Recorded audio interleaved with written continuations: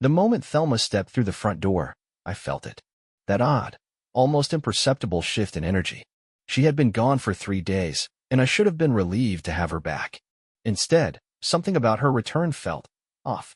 It wasn't just the way she smiled, too wide, too bright. It was her entire demeanor.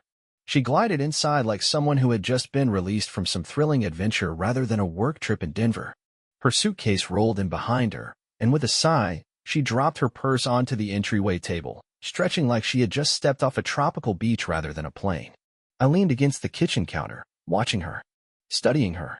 "Home, sweet home," she finally said, flashing me that same practiced grin. "Yeah," I replied slowly. "Welcome back." I should have walked up and hugged her, kissed her, but something held me back. A feeling I couldn't quite define yet. Instead, I stayed put as she shrugged off her coat and flopped onto the couch, kicking off her shoes like she'd just come back from some exhausting ordeal. She stretched her arms behind her head, sighing dramatically. I swear, that trip drained the life out of me. Meetings all day, networking dinners all night. God, I'm so over these work trips. I nodded, though I barely heard her words. My mind was elsewhere, stuck on little details, tiny inconsistencies that didn't add up. For starters, her hair was different. She had left with her straight, dark locks pinned in a neat bun. But now? Loose waves. Like she had styled it before landing, like she wanted to look good for someone. And her scent. Not the usual floral perfume I had gotten her for her birthday, the one she always wore to work events. No, this was different. Muskier, heavier. The kind of scent that didn't belong to her. The kind of scent that clung to skin after spending too much time next to someone else. I forced a smile. "How was your flight?" She waved a dismissive hand. "Uneventful. I just passed out the whole time." She was a terrible liar. Thelma never slept on flights. Said the turbulence made her too anxious. I clenched my jaw, inhaling through my nose, trying to steady myself. Maybe I was just overthinking things. Maybe I was exhausted from being alone these past few days. But then, my eyes landed on her suitcase. It sat by the door, slightly unzipped. Just enough for me to see what was inside. A sliver of red fabric peeked out between her folded clothes. I frowned. That wasn't hers. I knew her wardrobe better than anyone, and Thelma never wore red lingerie. She hated it. Said it was too flashy, too obvious. My stomach twisted.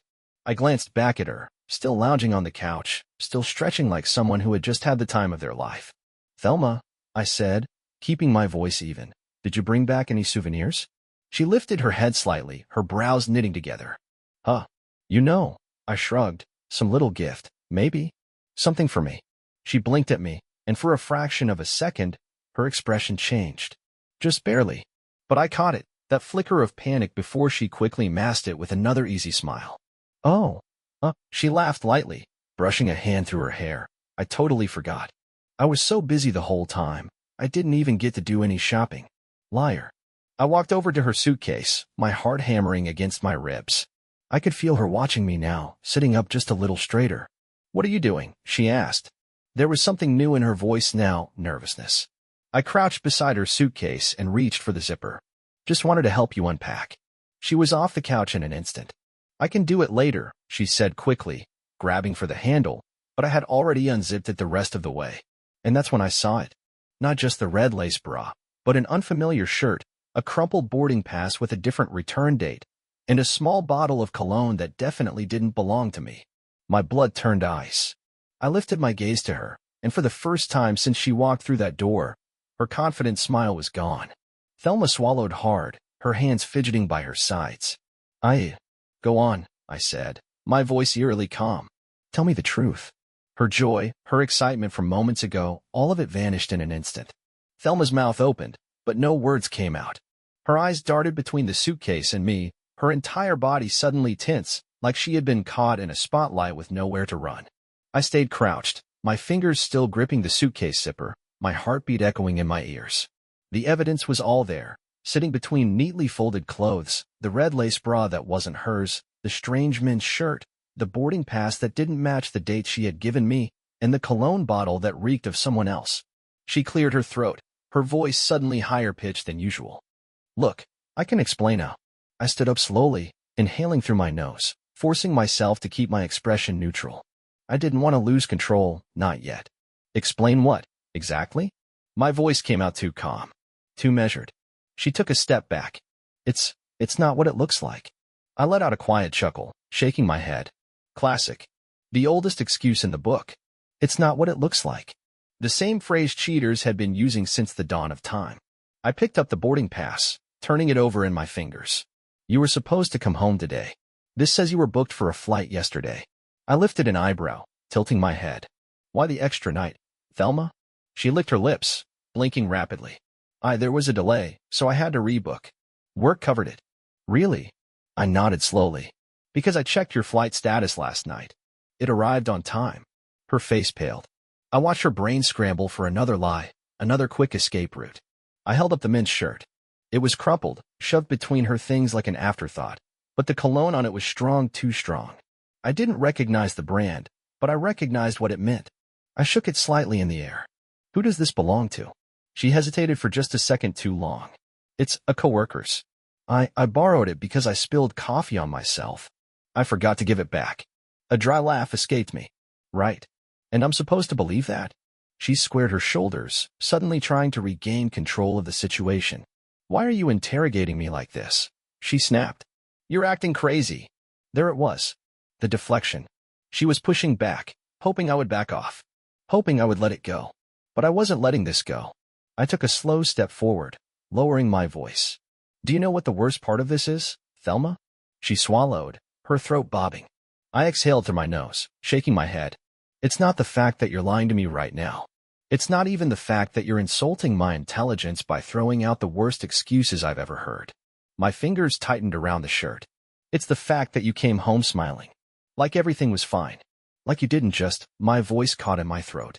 She was silent now, her eyes locked onto mine. For the first time since she had walked through the door, she wasn't trying to fake a smile. And then, in the quiet, something occurred to me. I dropped the shirt back into the suitcase and took another step forward, watching her closely. You weren't planning on coming back, were you? The color drained from her face so quickly, I almost felt sorry for her. Almost. I tilted my head. That's why you look surprised to be standing here. That's why you're acting surprised that I'm asking these questions. My voice dropped lower. Something happened, didn't it? Something changed your plan. Her lips parted, but she didn't say anything. I let the silence stretch between us, watching her fight an internal war with herself. The truth was clawing at the edges of her expression, but she was still desperately trying to suppress it. I took a deep breath. Tell me the truth, Thelma. Her chest rose and fell quickly, her hands trembling at her sides. And then, in the softest voice, almost a whisper, she said, I made a mistake. I stared at her, my entire body cold. I should have been angry. I should have exploded in rage. But I didn't. Because in that moment, as she stood there, finally cracking, finally breaking down, I realized something. I didn't know this woman anymore. Thelma, the wife I had loved, the woman I had built a life with, was a stranger to me now. Silence hung between us, thick and suffocating. Thelma had just said 4 words that changed everything. I made a mistake. I should have been relieved that she finally admitted something, but I wasn't. A mistake? That was what people said when they forgot to pick up milk from the store. That was what someone said when they accidentally double-booked an appointment. But this wasn't a mistake. This was something she had chosen to do. I took a deep breath, my hands tightening at my sides. A mistake. I repeated, my voice eerily calm. You're going to have to be a little more specific, Thelma. She hesitated, shifting on her feet, her eyes flickering toward the suitcase, like it might somehow swallow up the evidence inside. Like it could erase the truth she had been so desperately trying to bury. I watched as she struggled, her lips parting, then closing again. She was calculating, trying to figure out just how much she could say without losing everything. I exhaled sharply. Thelma, stop. She flinched. I ran a hand through my hair, my pulse hammering. I already know, I continued, my voice dropping lower. I know you weren't on a work trip. I know you weren't just sitting through meetings and networking events. I gestured to the suitcase. I mean, how stupid do you think I am? She swallowed hard, her hands twisting together. I didn't what? I cut her off. Didn't mean for me to find out. Didn't mean to get caught. Didn't mean for this to happen. I let out a humorless laugh. Because you meant for everything else. You meant to book that extra night. You meant to pack that lingerie. You meant to spend your time with whoever he is. Her eyes flashed, and for a split second, I saw something else flicker across her face, anger. As if I was the problem here. as if I had no right to put the pieces together. And that was the moment I truly saw her. The woman standing in front of me wasn't the woman I thought I married. She was someone else entirely. Someone who had lived a second life right under my nose. Someone who had been capable of looking me in the eyes and lying so smoothly, so effortlessly, that I never saw it coming. I took a step back, shaking my head. How long, Thelma? Her breath hitched. What? How long have you been cheating on me? She opened her mouth, but no sound came out. I could see the war in her mind. Tell the truth? Lie? Deflect? I let out a slow breath. You might as well be honest with me now. Because I swear, if you keep lying, whatever tiny shred of respect I have left for you will be gone. She blinked rapidly, her throat bobbing as she swallowed. Then, barely above a whisper, she said, "This was the first time." I tilted my head, studying her. You want me to believe that? Her jaw clenched. Because it's true. I laughed, but it wasn't real laughter. It was bitter, sharp, a sound that came from somewhere deep in my chest. Oh right.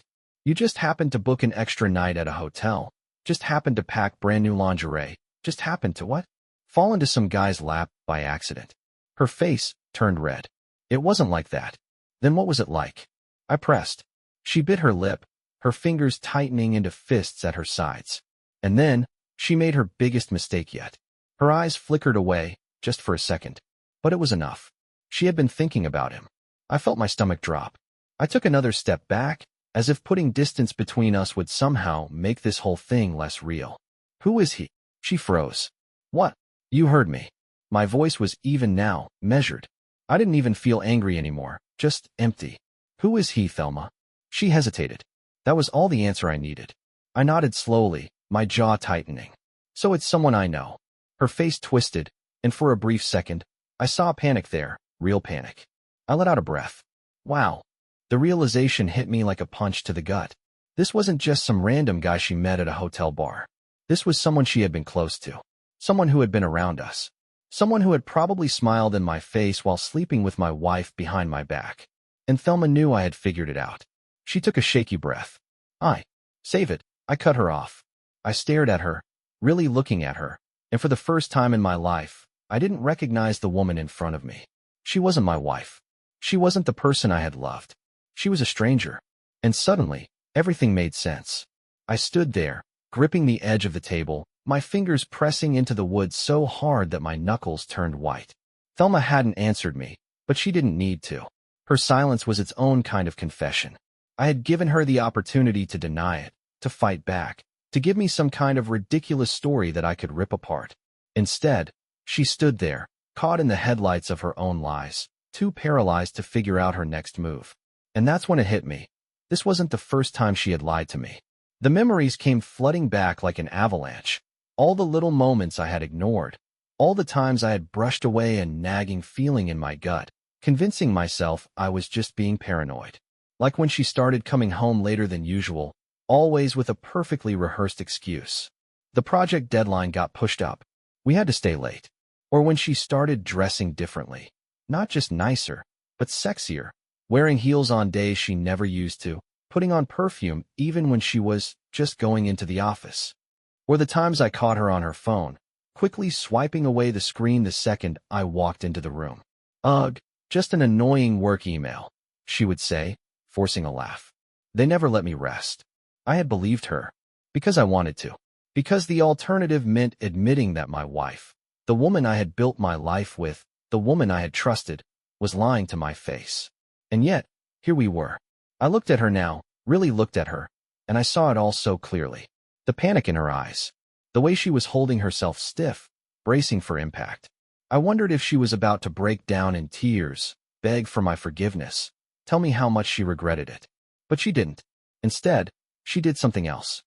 She exhaled sharply, squared her shoulders, and rolled her eyes. God, you're being so dramatic, she muttered, shaking her head. I blinked. I actually had to take a second to process that. Dramatic. I repeated slowly, my voice dangerously even. She crossed her arms over her chest, the irritation flashing across her face now. I told you, it was a mistake. It didn't mean anything. But you're standing here, acting like the world is ending, like I murdered someone or something. My mouth fell open slightly. Was this really happening? I had caught her. I had literally found another man's shirt in her suitcase, and this was her response? No remorse, no apology, just irritation that I wasn't letting it slide? I let out a dry laugh, shaking my head. Well, she scoffed. What? You really don't feel bad, do you? I asked, my voice quieter now. You're not even sorry. She frowned, shifting on her feet, like she hadn't expected me to say that. Of course I feel bad, she said, but it was weak. Forced. I mean, I didn't want this to happen. I never planned for it. It just happened. I took a slow, deep breath, forcing myself to stay calm. No, Thelma. It didn't just happen. You made a choice. You chose to lie to me. You chose to spend a night with someone else. You chose to come home and act like nothing happened. Her lips pressed into a tight line. And worst of all, I continued, stepping closer, you chose to look me in the eyes and treat me like an idiot. Like I wouldn't notice. Like I wouldn't put it all together. She shook her head, frustration flashing in her eyes. Why are you doing this? Why are you making this harder than it needs to be? I stared at her, my stomach twisting. I'm making it hard? She let out a breath, rubbing her temple. I mean, come on. We've been together for so long. We've had a good run. But people change. Feelings change. And maybe, just maybe, we need to rethink things. There it was. That final crack that shattered everything. I swallowed hard, something inside me going ice cold. Rethink things? She hesitated, biting her lip. I don't know if we're working anymore. The final knife? I nodded slowly, stepping back, suddenly feeling exhausted. Wow, I muttered under my breath. So this wasn't even a mistake to you, was it? She hesitated. You weren't planning on telling me at all, I said, the realization hitting me. You were just going to keep living your double life until, what? Until I caught you? Or were you going to leave first? Her jaw clenched. And that was my answer. She had thought about it. She had already considered it. She had been weighing her options, trying to figure out the best way to land on her feet. My chest tightened. The past decade of my life, had any of it even been real? Had I just been some comfortable fallback for her, someone she kept around until she found something better? A heavy silence settled between us, thick with everything neither of us was saying. And then, finally, I exhaled. I had my answer. I knew exactly who she was now. I walked away from her, not because I was done, but because I needed space. My hands were shaking, my jaw so tight I could hear my own teeth grinding together. I didn't trust myself to stand there, face to face with Thelma, and not explode. The kitchen felt like a safer place, though nothing about my house felt safe anymore. Everything that was once warm and familiar now felt staged, artificial, like a set built just to keep me believing in a lie. The wedding photos on the wall, the little trinkets we had collected from vacations, the magnets on the fridge with stupid inside jokes, they weren't real anymore. Or maybe they never were. I poured myself a glass of water, my throat dry, my head spinning. Thelma was still in the living room, shifting uncomfortably, probably debating whether to follow me or not. I could hear her breathing, heavy and uneven. Then, finally, she spoke. Are you really going to act like this changes everything? Her voice was softer now, but there was an edge to it, like she was testing the waters. I took a slow sip, set the glass down carefully on the counter, and turned back to face her. It does change everything. She let out a breath, crossing her arms. Look, I know I messed up, okay? But we can move past this. We've been through worse. I laughed, but it wasn't the kind of laugh that came from something funny. It was hollow, sharp, the kind of laugh that made my own skin crawl. Tell me, Thelma, when exactly have we been through worse than this? When have you ever come home and admitted to sleeping with someone else?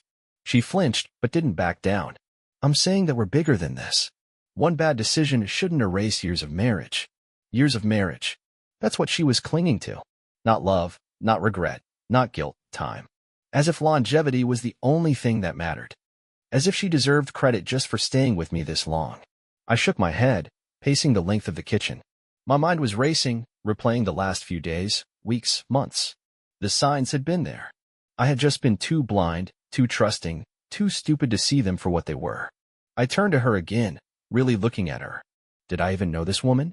Thelma, the woman I had loved, the woman I had built my life around, wasn't here. She had been replaced by someone else, someone who could do what she did and still come home and act like nothing had happened. I inhaled sharply, forcing my hands to stop shaking. Tell me the truth, I said finally. The whole truth. She hesitated. I already told you. It was just... No, I cut her off, stepping forward. The whole truth, Thelma. No more excuses, no more downplaying. If there's even a single chance that you want to fix this, you're going to tell me everything. Her throat bobbed as she swallowed. Her arms, once crossed so defensively, dropped to her sides. She looked down at the floor, and for a moment, I thought maybe, just maybe, she was about to come clean. But then, she did something that made my blood turn to ice. She smiled. Not a big, joyful smile. Not a sarcastic smirk. A tiny, almost involuntary twitch of her lips. Like something about this moment, this fight, this mess, amused her. My stomach twisted. Why are you smiling? She blinked, the expression gone in a flash, like she hadn't realized she had done it. I'm not. But she was. And in that second, I knew. She wasn't sorry. She had been caught, yes. But sorry? No. If she had never been caught, she would have kept going. She would have walked through this door every night, kissed me, called me honey, told me she loved me, all while sneaking around behind my back. It was a game to her. I took a slow step back, gripping the counter, trying to steady myself. You were never going to tell me, were you? She opened her mouth, but she had no answer. I nodded to myself. That's what I thought. The weight of it hit me all at once. My wife had been unfaithful. And worse than that, she didn't even regret it. I had spent years believing that Thelma was my person, my partner, my best friend. I had loved her with everything I had. And yet, here she was, standing in my kitchen, treating the destruction of our marriage like a minor inconvenience. Something inside me broke. Not in a way that made me want to yell, or throw things, or storm out. No, it was quieter than that. A slow, devastating realization that there was nothing left to fight for. Thelma tilted her head slightly, her expression unreadable. So, what now? I met her gaze, feeling eerily calm. That's the question, isn't it? And for the first time since she walked through that door, I saw fear flash across her face. Because she realized something at the same time I did. This wasn't just my problem. She was about to lose everything too. I stood there, my breathing steady, my mind sharper than it had been in hours. Thelma's face had changed, no longer defensive, no longer irritated. Now, there was something else creeping in. Uncertainty. She had expected me to shout. She had expected anger, accusations, maybe even a dramatic argument. But I wasn't giving her that. Instead, I was just watching her. That silence? It was worse than anything she had prepared for. I leaned against the counter, arms crossed. So, tell me, I said, my voice level, almost casual. When did you decide that this marriage didn't matter anymore? She flinched at that, her fingers tightening into fists at her sides. That's not fair, she muttered. I let out a short laugh, shaking my head. Fair? You're talking about fair. Her lips pressed into a thin line. I told you, this wasn't planned. It just happened. There it is again. I tilted my head. That phrase. It just happened. Like you weren't involved in making those choices. Like you had no control over anything.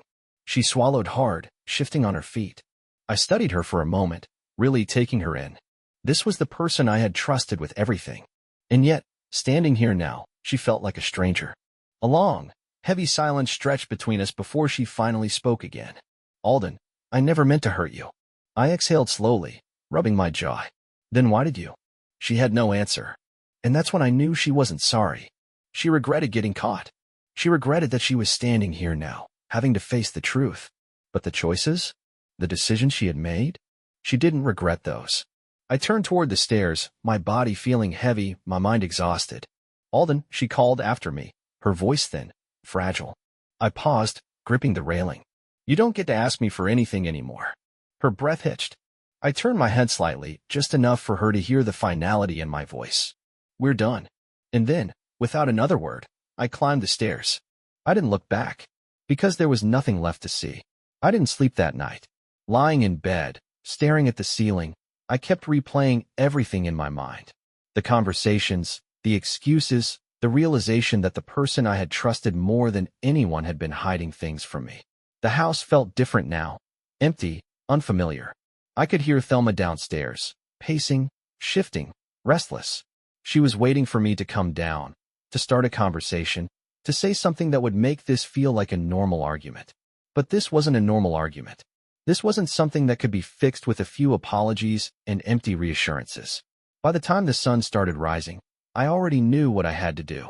I got up, pulled on a sweatshirt, and grabbed my phone from the nightstand.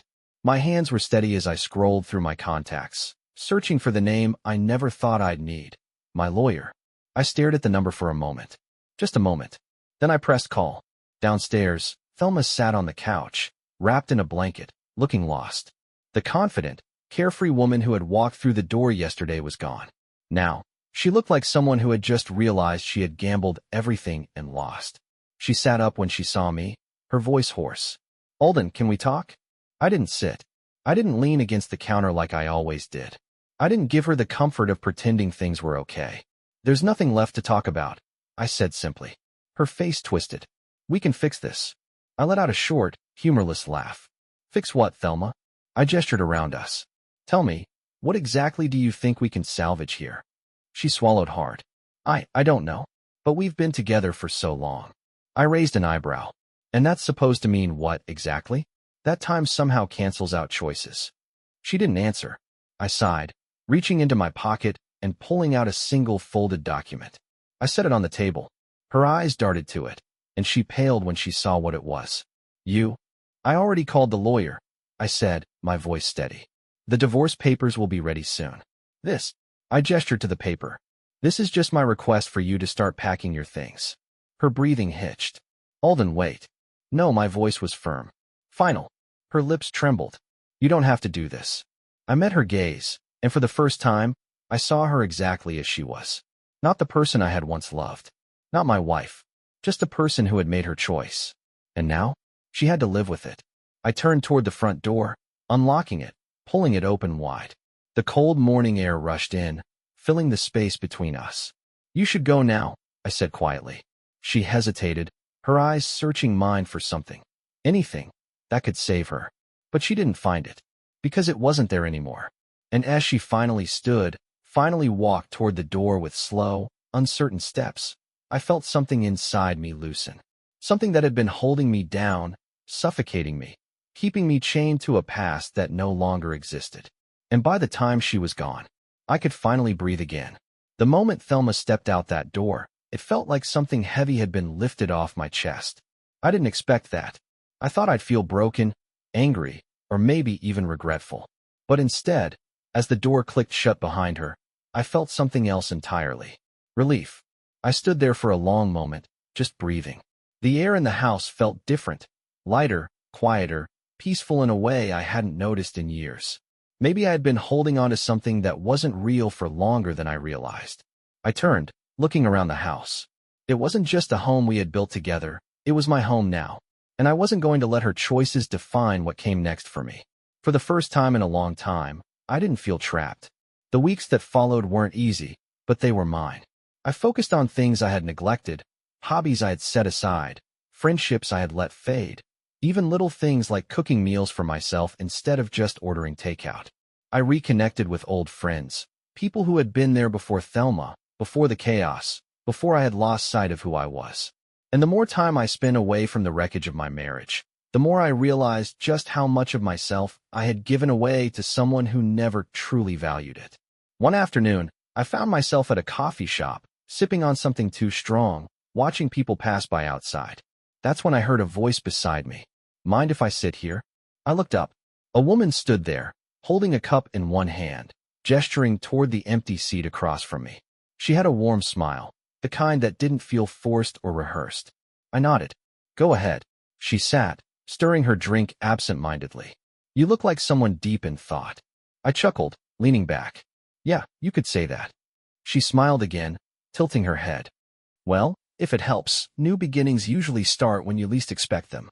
I thought about that for a second. New beginnings. Maybe she was right. I wasn't the same man who had stood in that kitchen, watching his marriage fall apart. I wasn't the same man who had held on to something broken, hoping it could be fixed. I was someone moving forward. And for the first time in a long time, I wasn't looking back.